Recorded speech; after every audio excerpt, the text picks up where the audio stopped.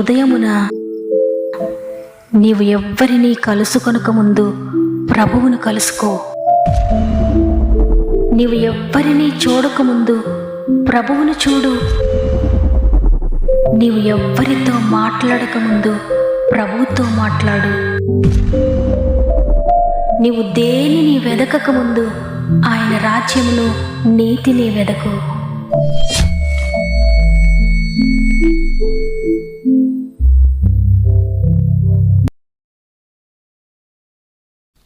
Praise the lord. ఈ ఉదయకాలమున God first అనే వాగ్దాన కార్యక్రమానికి హృదయపూర్వకంగా మిమ్మల్ని అందరినీ మరొకసారి ఆహ్వానిస్తూ ప్రభు నామములో మీ అందరికీ నా యొక్క శుభములు తెలియజేస్తున్నాను. ప్రియ దేవుని బిడ్డలారా, మీరందరూ ఎలా ఉన్నారు? దేవుని కృపను బట్టి మీరంతా బాగున్నారు కదా? ప్రతిరోజు దేవుని కృపను బట్టి అని నేను ఎందుకు అంటున్నానంటే, నిజమే, దేవుని కృప లేకపోతే మనము ఒక్క అడుగు కూడా ముందుకు వేయలేం. ఆయన కృప లేకపోతే మనం ఒక్క దినము కూడా చూడలేం. మనము బ్రతికి ఉన్నామంటే కేవలము దేవుని కృప. కాబట్టి ఆయన కృపలో నిలిచి ఉందాం. కేవలము దేవుని కృపపై ఆధారపడదాం. నీ జీవితంలో నీ పరిస్థితులు నీకు నిరాశ కలిగించేవిగా, నీకు కన్నీరు తెప్పించేవిగా ఉన్నా దేవుడు నిన్ను ఎప్పటికీ విడిచిపెట్టడు. తప్పక నిన్ను లేవనెత్తుతాడు. మీలో ఇంకెవరికైనా ప్రార్థన విన్నపములుంటే కామెంట్స్ ద్వారా నాకు తెలియచేయండి. మీ అందరి కొరకు మేము ప్రార్థిస్తున్నాం. మీరు కూడా చివరి ప్రార్థనలో ఏకీభవించండి. సంఘం అంతా కలిసి ఏకీభవించి ప్రార్థించినప్పుడు దేవుడు అద్భుతాలు జరిగిస్తారు. కాబట్టి మనందరం కలిసి ప్రభు సన్నిధిలో ప్రార్థన చేద్దాం. దేవుని నుండి అద్భుతాలు పొందుకుందాం. దేవునికి మహిమ కలుగునుగాక. ఈరోజు ప్రభు మనకు అనుగ్రహిస్తున్న అద్భుతకరమైన వాగ్దానం ఇర్మియా 51వ అధ్యాయము 46వ వచనము. మీ హృదయములలో దిగులు పుట్టనీయకుడి. ఆమేన్. దిగులుతో, గుండె బరువుతో, బాధతో ఉన్న ప్రియ సహోదరి, ప్రియ సహోదరుడా, ప్రభు మీతో మాట్లాడుతున్నారు. మీ హృదయములలో దిగులు పుట్టనీయొద్దు. మీరు ఎదుర్కొంటున్న సమస్యలను బట్టి దిగులు పుడుతూనే ఉంటుంది. కానీ మీ హృదయంలో పుట్టిన దిగులుని మీరు కంటిన్యూ చేయొద్దు. సాతాను మీ హృదయాల్లో పెడుతున్న దిగులును మీరు యాక్సెప్ట్ చేయొద్దు, మీరు అంగీకరించొద్దు. దిగులు కేవలము సాతాను దగ్గర నుండి వచ్చేదే.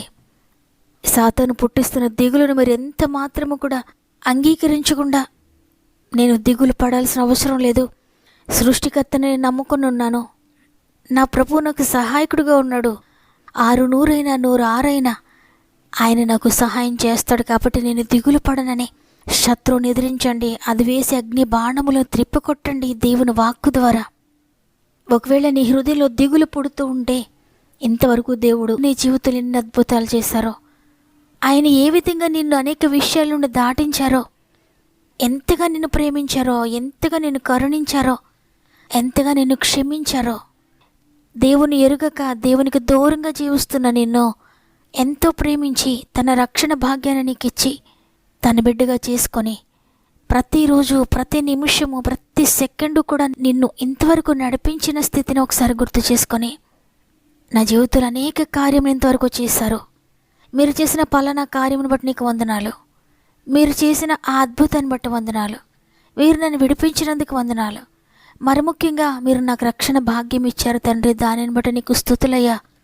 నేను నశించిపోతూ ఉన్నప్పుడు, నిత్య నరకాగ్నికి వెళ్ళిపోయే స్థితిలో ఉన్నప్పుడు నీ ఉచిత కృప చేత సర్వశక్తిలో నన్ను నడిపించారయ్యా, నీ రక్షణను బట్టి నీకు వందనాలని. నీవు ఎప్పుడైతే గతంలో దేవుడు నీకు చేసిన కార్యంను గుర్తు చేసుకుంటూ ఆయనను స్తుతిస్తావో, సాతాను వేసిన ప్లాన్స్ అన్నీ కూడా నిర్వీర్యమైపోతాయి. సాతాను ఇక ఓడిపోయినని చెప్పి విడిచిపెట్టి వెళ్ళిపోతాడు. సాతాను వెళ్ళిపోగానే దిగులు కూడా నీ హృదయంలో వెళ్ళిపోతుంది. యెషయా గ్రంథము 41వ అధ్యాయము 10వ వచనంలో ప్రభు సెలవిస్తున్నారు, భయపడకుము, నేను నీ దేవుడనై ఉన్నను, దిగులు పడకుము, నేను నిన్ను బలపరుతును, నీకు సహాయము చేయబడును నేనే. సృష్టికర్త నీకు దేవుడై ఉండగా ఇక నీవు భయపడొద్దు. నీకు సహాయం చేసే ప్రభు ఉండగా ఇక నీవు దిగులు పడొద్దు. నీ సమస్యను చూచి భయపడుతున్నావా? నీ జీవితంలో ఎదురైన శోధనను బట్టి దిగులుతో ఉన్నావా? ఏంటి ఇలా జరిగింది, ఎందుకు జరిగిందయ్యా ఈ విధంగానే? తట్టుకోలేనంత దిగులు నీ హృదయంలో ఉందా? కలవరపడద్దు, దిగులు పడద్దు. నీ సమస్య కంటే గొప్పవాడైన ప్రభువును చూడు. ఆయన ఎన్ని అద్భుతాలు చేశాడో అవి గుర్తు చేసుకో. నీ అపజయాలను చూచి నువ్వు బలహీనపడద్దు. నీ అనారోగ్యాన్ని చూచి భయపడొద్దు. నీపై పడుతున్న నిందలను చూచి అవమానాలను చూచి నువ్వు కంగారు పడద్దు. నిన్ను విడిపించగలిగిన దేవుని శక్తిని మాత్రమే చూడు.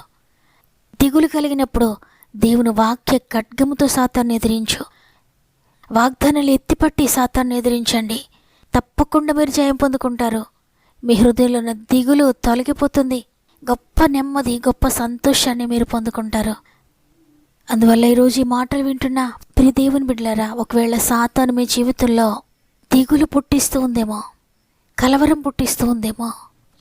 ఎర్ర సముద్రం ఎదురైనప్పుడు మోషే దిగులు పడుతూ కూర్చోలేదు, కానీ తను చెయ్యలేని, తను దాటలేని ఆ పరిస్థితిని దేవుని చేతుల్లో పెట్టి దేవుని వైపు చూచాడు. మౌనంగా ఓరక నిలుచుండి దేవుని కార్యం కొరకు చూచాడు. అద్భుతం జరిగింది. దిగులు, కలత, కలవరము, బెంగ, భయము అన్నీ కూడా ఓడిపోయాయి. గొప్ప విజయాన్ని పొందుకున్నాడు. అదేవిధంగా యెహోషువ కూడా ఎరికో గోడను చూచి దిగులు పడుతూ కూర్చోలేదు. మరి ఎరికో గోడ తను దాటలేని, తను ఏమి చెయ్యలేని, తను దాటలేని ఆ ఎరికో గోడను గురించి ప్రభు సందులో మొరపెట్టుకున్నాడు. ఆ దిగులును, ఆ భయాన్ని, ఆ కలతను ప్రభువుకు అప్పగించాడు. సృష్టికర్త పూనుకున్నాడు. ఎరికో గోడలను కూల్చాడు. ఎర్ర సముద్రాన్ని పాయలు చేశాడు. ఆ రోజు చేసిన ప్రభు ఈరోజు నీ జీవితంలో కూడా ఎర్ర సముద్రంలో అడ్డుగా ఉన్న ప్రతి సమస్యను గూర్చి నువ్వు దిగులు పడుతూ కూర్చోక, ప్రభు చేతులకు అప్పగించి ఓరక విశ్వాసంతో ఆయన కార్యం కొరకు నువ్వు ఎదురు చూస్తే, నీ జీవితంలో కూడా నీకు ఎదురవుతున్న ప్రతి సమస్యను కూడా ఆయన 2 పాయలుగా చేయగలడు. సమస్యనే నీ జీవితానికి ఆశీర్వాదకరంగా మార్చివేయబోతున్నాడు. ఎరికో గోడలను కూల్చివేయబోతున్నాడు ఆయన. నీ జీవితంలో నీకు అడ్డుగా ఉన్న ఎరికో గోడ లాంటి సమస్యలను కూడా ఆయన కూల్చివేయబోతున్నాడు. కాబట్టి దేవుని వాగ్దానాన్ని నమ్మండి. ఆయన కూల్చివేయబోతున్నాడు. కాబట్టి మీ ఎదుట ఎర్ర సముద్రం లాంటి సమస్యలున్నా, ఎరికో గోడ లాంటి సమస్యలున్నా భయపడక, దిగులు పడక, వాటిని దాటించగలిగిన దేవుని సందులో మోకరించి ప్రార్థించు. అవన్నీ కూడా మట్టు మాయం కాబోతూ ఉన్నాయి. గొప్ప విడుదల, నెమ్మదిని హృదయంలో నువ్వు పొందుకోబోతున్నావు. కళ్ళల్లో కన్నీరెందుకు, గుండెల్లో దిగులెందుకు, ఇక నీవు కలత చెందకు. నెమ్మది లేకున్నదా, గుండెల్లో గాయమైనదా, ఇక అది ఉండబోదుగా. కళ్ళల్లో కన్నీరెందుకు, గుండెల్లో దిగులెందుకు, ఇక నీవు కలత చెందకు. నెమ్మది లేకున్నదా, గుండెల్లో గాయమైనదా, ఇక అవి ఉండబోవుగా. యేసే నిరీక్షణ, యేసే నీ నిరీక్షణ, యేసే నిరీక్షణ, యేసే నీ నిరీక్షణ. కళ్ళల్లో కన్నీరెందుకు, గుండెల్లో దిగులెందుకు, ఇక నీవు కలత చెందకు. హోరుగాలులు వీచగా, తుఫానులు చెలరేగగా, మాట మాత్రం సెలవీయగా నిమ్మళమాయెనుగా. హోరుగాలులు వీచగా, తుఫానులు చెలరేగగా, మాట మాత్రం సెలవీయగా నిమ్మళమాయెనుగా. యేసే నీ నావిక, భయము చెందకు నీవిక. యేసే నీ రక్షక, కలత చెందకు నీవిక. కళ్ళల్లో కన్నీరెందుకు, గుండెల్లో దిగులెందుకు, ఇక నీవు కలత చెందకు. నెమ్మది లేకున్నదా, గుండెల్లో గాయమైనదా,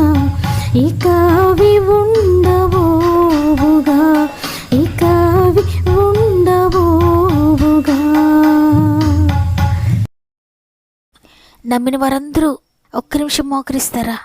ప్రార్థన చేద్దాం. ప్రేమగల తండ్రి, నీకు వందనాలు. నీ కృపను బట్టి మరి యొక్క దినమును మా జీవితంలో యాడ్ చేశారు. నీకు వందనాలు. మీ హృదయములలో దిగులు పుట్టనియద్దు, ఎందుకు దిగులు పడుతున్నారని ఈరోజు మాతో మాట్లాడారు. అవును తండ్రి, ఎంతమంది నీ ప్రియమైన బిడ్డలు ఈరోజు దిగులుతో ఉన్నారో, పరిస్థితులన్నీ ఇలా అయిపోయాయి ఏంటని ఎటు తోచని స్థితిలో ఉన్నారో, పరిశుద్ధాత్ముడా ప్రతి ఒక్కరిని స్వాధీనం చేసుకోండి. ప్రతి కుటుంబమును మీరు దర్శించండి తండ్రి. వారి జీవితంలో వారికి దిగులు పుట్టిస్తున్న సమస్య ఏదైనప్పటికీ ప్రతి సమస్యను కూడా మీరు 2 పాయలుగా చేయండి అయ్యా. ప్రతి సమస్యను మీరు అణచివేయండి అయ్యా. సర్వ సృష్టికర్తనైనా నీకు అసాధ్యమైందంటూ ఏది లేదయ్యా. ప్రతి సమస్యను సాధ్యపరచండి.